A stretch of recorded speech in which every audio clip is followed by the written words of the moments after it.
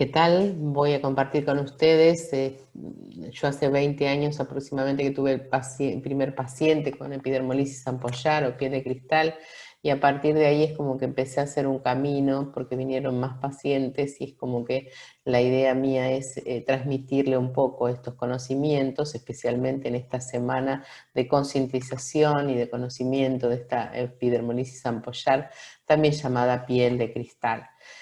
Sabemos que son enfermedades genéticas y clínicamente heterogéneas, caracterizadas por fragilidad cutánea, que se puede evidenciar por erosiones o ampollas. Es decir, las erosiones son heridas muy superficiales, las ampollas las vemos un poquito más. Puede haber compromiso de piel también y de mucosas, es decir, no solo el compromiso es en piel, sino también en mucosas, es decir, puede haber compromiso del aparato digestivo, respiratorio, genourinario.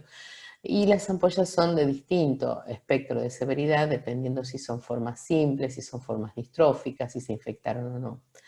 Puede haber complicaciones, sabemos que está fallando la barrera cutánea, que es nuestra primer barrera de defensa para las infecciones. Por lo tanto, puede pasar que si esto se rompe, hay mayor susceptibilidad a sufrir infecciones. También puede haber pérdidas de más proteínas, de hemoglobina, es decir, puede haber pérdidas de sangre a través de la ampollita, y eso puede traer una anemia, que así es importante controlar a nuestros bebés.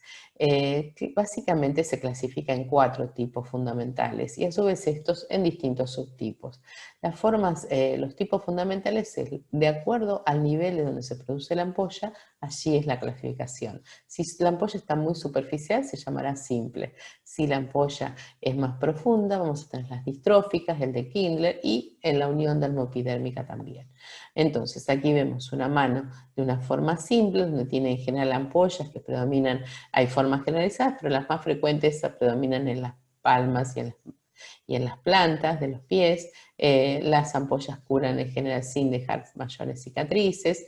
Tenemos las formas distróficas más profundas, de las cuales las formas en las cuales el papá está enfermo o la mamá, que son formas dominantes, vemos que hay cicatrices. Y las formas recesivas también de la unión, de las distróficas, perdón, vemos que tienen ampollas y un compromiso un poco mayor, con tendencia a la fusión de los dedos. Las formas de la unión en general se transmiten en forma recesiva, que quiere decir que los papás no tienen la enfermedad, pero son portadores de ese gen, y cuando realmente se junta en el bebé los genes tanto de la mamá como del papá con esta pequeña falla, se va a producir la enfermedad. Eso quiere decir recesivo. Y en este caso, que es las formas de la unión, tiene una característica, es decir, que se inflaman alrededor de las uñas que están perdiendo, es decir, hay una perionixis, onixis con perionixis, es decir, la inflamación periungual. Y esta forma es la mano típica del Kindler bebé, en la cual además de ampollas tienen fotosensibilidad, y entonces vemos esa piel que se llama poiquilodérmica, con atrófica, hiperpigmentación, y esa piel en papel de cigarrillo como si fuera envejecida. Este es un esquema que nos permite identificar bien las 3 capas de la piel. Aquí tenemos la epidermis, la dermis, que es la que nutre con todos los vasitos a nuestra epidermis, y la zona de la unión. Entonces, si las ampollas están a nivel epidérmico, en la capa más superficial, se la denominan epidermolisis ampollar simple. Cuando están a nivel de la unión dermopidérmica, las llamamos epidermolisis ampollar de la unión. Si están más profundas a este nivel, para que se mantengan adheridas estas 3 capas, hay distintas proteínas que se llaman de adhesión. Bueno, cuando fallan estos elementos, entonces tenemos las epidermolisis ampollares. Y hay uno, por ejemplo, que es el colágeno 7, que hace como un anclaje, como si fueran los hierros de una casa. Y entonces, si falla, tenemos las formas de epidermolisis ampollar distrófica. El Kindler son unas clinderinas, es la proteína que se forma, entonces está muy cerca de la unión dermopidérmica, y a veces puede parecer una ampolla más arriba o un poco más a nivel de la unión, y esto es lo que caracteriza a Kindler EB. Bueno, Es una enfermedad que todos conocemos, que sabemos son enfermedades raras. Sin embargo, hay más de 500.000 personas en el mundo que la padecen. Las estadísticas varían según los países. En general, las formas simples son las más frecuentes, las distróficas recesivas y del amión las menos, por suerte.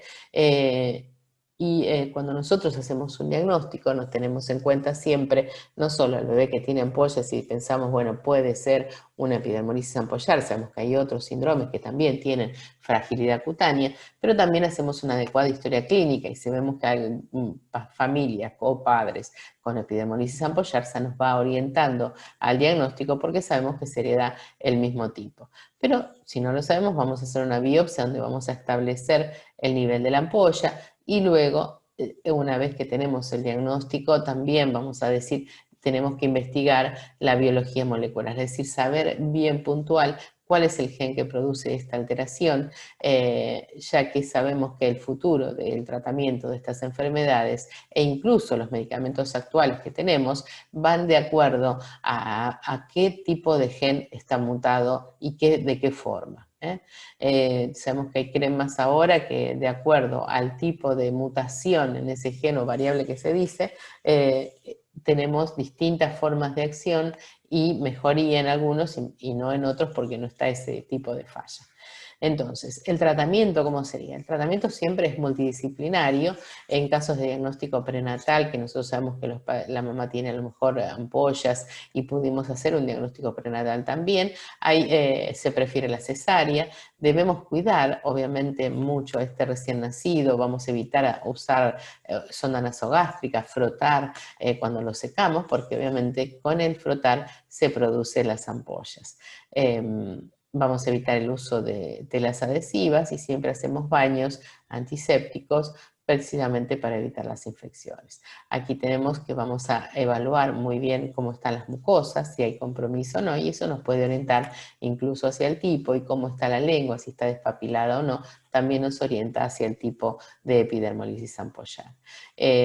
Cuando lo recibimos al recién nacido evitamos usar clamps, hacemos el cordón, lo atamos con hilo, con doble nudo, no los frotamos cuando los secamos, tratamos de evitar que pierda temperatura a través de esas ampollas, ese líquido, entonces en un primer momento se coloca en una incubadora para que el paciente no pierda la temperatura, luego se verá si termorregular ya no lo necesitará más, no se usan tarjetas de identificación de plástico, se coloca al paciente siempre sobre una superficie vaselinada para que no se adhiera las mantas o las sábanas, lo que nosotros estamos secando al bebé para que no se adhieran sobre la piel lastimada y recordemos que se puede presionar pero no frotar y esto es importante tenerlo en cuenta porque todas dicen, ¿podré vacunar a mi hijo? ¿Se puede vacunar? Sí, se puede vacunar. Lo que tenemos que hacer es que la mamá ingrese primero con la enfermera, explique cuál es la afección de su bebé y después sí le den la vacuna, es decir, colocan sobre la piel una gasa con algún desinfectante y luego, sin frotar, se aplica la inyección. Entonces así no va a haber problemas. Dijimos que es importante las medidas preventivas, entonces hasta que yo no sepa si tiene nuestro bebé una forma más severa en la cual hay una tendencia a la fusión de los dedos, voy a tratar de vendarlos de forma separada para que si hay una ampolla no se pueda pegar. Entonces así es que tenemos distintas formas de presentar. Siempre cubrimos la piel lastimada con o apósitos o gasas vaselinadas. En chicos más grandes se utilizan otro tipo de cremas, siempre con petrolato. A veces hay derivados de la miel que también tiene un efecto cicatrizante, con cremas antibióticas si es que lo requiere, pero todo depende del tipo de herida, del tamaño, de la edad que tiene. Siempre debemos evaluar en forma general a nuestro paciente para estar seguros si está anémico o no, si está desnutrido. Sabemos que si hay fallas si el paciente está anémico o si está desnutrido, va a haber un retraso en la cicatrización de esas heridas y a veces no van a cicatrizar hasta que no esté en un nivel adecuado. Tenemos que ver si hay infecciones, qué exudado tiene y dependiendo del el tipo de herida, del tamaño, de la profundidad, del tipo de epidermolisis ampollar, lugar, de la localización y de la disponibilidad que tengo de producto es lo que yo voy a utilizar. Entonces dijimos, hay cremas, hay apósitos, algunos en las formas simples se usan los apósitos más delgados, los de biometilcelulosa o los de siliconas delgados, y en las formas más profundas, distróficas, vamos a usar los más acolchonados, los más gruesitos, como pueden ser el Mepilex o Polimer. Bueno, aquí tenemos otro tipo de gasas, aclaro que no tengo conflicto de intereses, y aquí tenemos también distintos tipos, las guías, que son importantes conocerlas, están para disposición de todos de Debra Internacional, en las cuales vemos que ya no hay dudas. Antes decían las pinchamos las ampollas o no, pero sí se pinchan, porque dicen que si se hace una ampolla no va a dejar de serlo, sino como que se va a tener una tendencia a despegarse más, porque ya está este defecto en nuestra piel. Entonces, si se hace más grande va a ser la herida y más tiempo voy a tardar en que cicatrice. Por lo tanto, se drena la ampolla, se pincha, piensen que no les va a doler al bebé, porque una vez que se hizo la ampolla al bebé no le duele que ustedes pongan esa agujita, van con una gasa a presionar para que el líquido salga. Ese techito de la ampolla sirve como apósito biológico, incluso para facilitar su cicatrización. Solo se sacan detritus si es que hay costras o algo que no está en buen estado, pero si no, se deja ese techito y es el primer apósito biológico, y después se cubren con las gasas que dijimos, con los cremas o productos a base de petrolato que ustedes necesiten o que tengan, o que con apósitos especiales. Recordemos que es muy importante la nutrición, la anemia, otros factores como el dolor, el prurito que suelen tener nuestros pacientes, que los tenemos que tratar de evitar y tratar para mejorar la calidad de vida. Recordemos que el dolor es muy importante, especialmente en los recién nacidos. Si ellos tienen dolor, cuando ustedes lo curan, a veces pueden hacer un reflejo vagal y hacer una apnea. Entonces siempre tenemos que estar asesorados con médicos o con equipos especialistas en dolor. Lo mismo que el prurito, a veces la misma cicatrización o la misma formación de la ampolla produce mucho prurito, y eso hace que nuestro paciente se lastime. Tenemos, yo acá les muestro una paciente que tenía el diagnóstico de epidermolisis ampollar de cuando era bebé, ya que tenía ampollas. Le hicieron un diagnóstico de forma simple, porque miren cómo estaba su piel. Sin embargo, el compromiso por adentro era importante, y por no haber hecho los cuidados adecuados de comida procesada, no tibia, porque lo tibio o caliente lo siente mucho más caliente, y recuerden que el calor produce ampollas. Esta es una enfermedad que se llama mecanoampollar, es decir, que el traumatismo produce la ampolla, pero también los agentes físicos, si un frío extremo y un calor extremo puede producir una ampolla. Entonces se conviene, la ampolla en la piel la veo, pero yo no veo qué pasa por dentro. Y si hay una ampolla a nivel del esófago o en la parte alta, me puede producir una disfagia, que es decir, dificultad para tragar en forma aguda, que es un susto muy importante, porque el paciente empieza a babear y no puede tragar su saliva. Entonces, obviamente hay tratamiento, le damos corticoides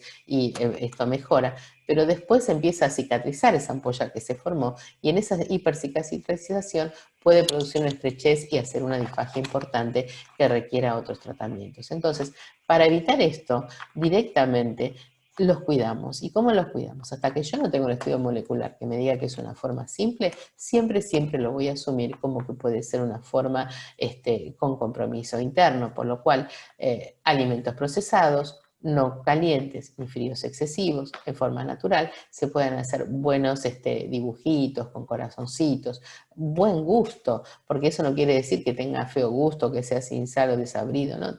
Justo, con colores, y nuestros pacientes los aceptan. Eh, entonces es muy importante el estudio molecular y tratarlos hasta que no lo tengan, como si fuera una forma severa, para evitar las complicaciones.